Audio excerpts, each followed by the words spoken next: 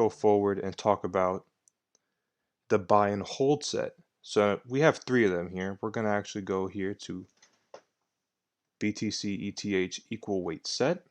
And this particular trading strategy or management strategy, as they mention it here, is pretty straightforward. So if you're bullish on crypto, this is probably the strategy that may be best suited for you.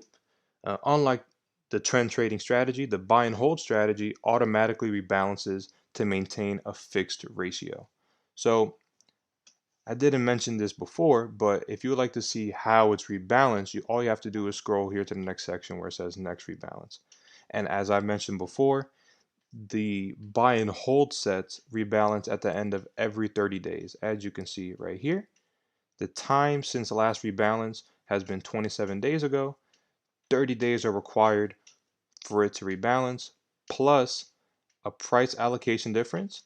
The price allocation difference has to be above a 2% price difference, which it is. It's clearly a 4.9%. So it's ready for a rebalance as far as this aspect goes. And since it's not been a month, I'm sorry, a rebalance is now required at this moment. So what does this set do? Okay, so it's BTC ETH equal weight set. So I think it's pretty straightforward, but as is mentioned here in the description, BTC ETH, sorry, 50/50 sets rebalance every month to its 50% BTC and 50% ETH. Target allocation and capture outperformance on the ETH BTC ratio. So no matter what, now you have equal price exposure to both ETH and Bitcoin.